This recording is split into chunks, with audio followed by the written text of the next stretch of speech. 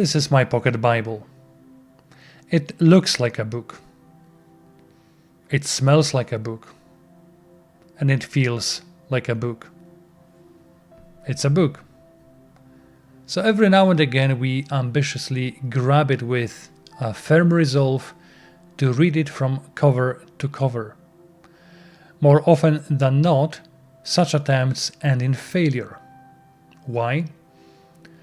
Although there is no single answer to this, I believe there are a few most common reasons for quitting.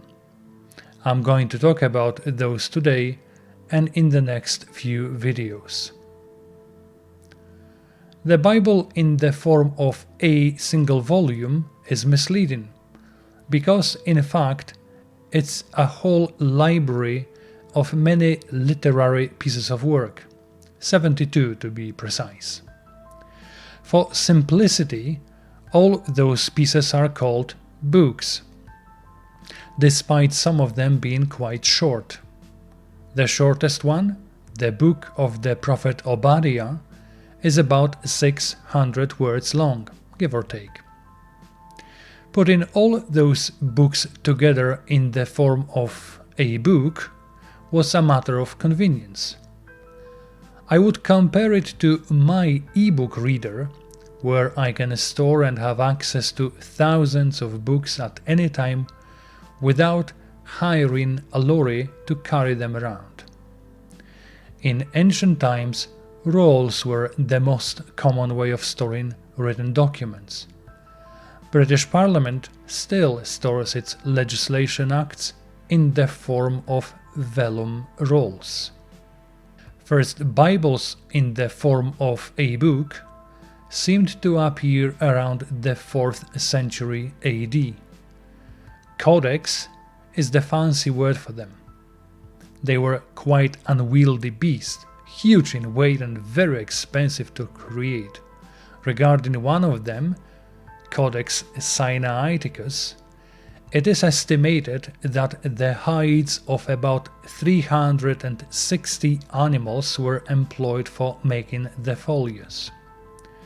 As for the cost of the material, time of scribes and binding, it equals the lifetime wages of one individual at the time. A combination of relatively cheap paper and Mr. Gutenberg's invention of the printing press dramatically changed the situation. The Gutenberg Bible, printed in 1455, was the first book produced in this way and marked the new literary era. Books became widely and cheaply available to wider audiences. Most literary genres have used a linear narrative. The story goes from point A in time towards point B chronologically. We have collectively developed the attitude to read books from cover to cover, following the story.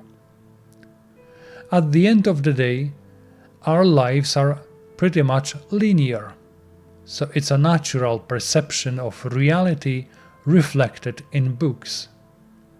But, as I said earlier on, the Bible isn't a book, it's a library.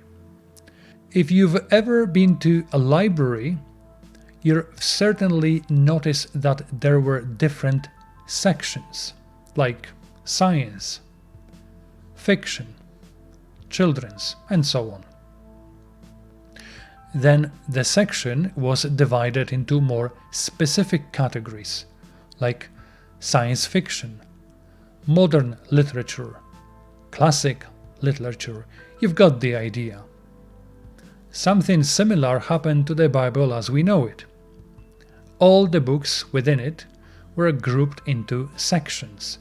The main two are called the Old Testament and the New Testament. Within the Old Testament, there are the historical books. More or less, they tell one story with a huge but. Followed by the wisdom books, where the preceding narrative isn't continued. Followed by the prophets, who often refer to the historical books, but not in a straightforward manner. From there we move to the New Testament, where the narrative picks up again in the Gospels and the Acts, followed by the epistolar books, that's a fancy word for letters, and then the Apocalypse. Those main three sections in the New Testament somehow mirror the three main sections in the Old Testament, although proportions are different. The way the books in the Bible are put together causes a significant problem for most casual readers. You start reading from the very beginning. You focus as much as you can to follow the story, in its own rights quite a challenge. You persevere to read all the way through to the books of Maccabees. Congratulations for getting that far. And then the story abruptly stops.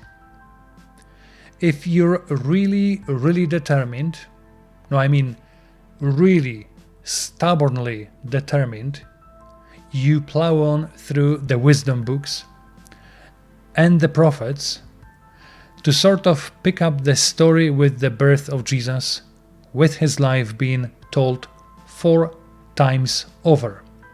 You continue through the Acts and the story ends. You hit the letters in which the main story doesn't progress. If you're really determined, you plow on through to the book of the Apocalypse. You read it, scratching your head thinking, what the heck is this? If you have managed to read the Bible this way, from cover to cover, like a regular book, congratulations! You've done it the wrong way, as did I many years ago. To make it harder, the non-linear, non-narrative order of the books in the Bible isn't the only challenge modern readers have to face. Another challenge is its language. Do you speak Biblish? Next time we will talk about it.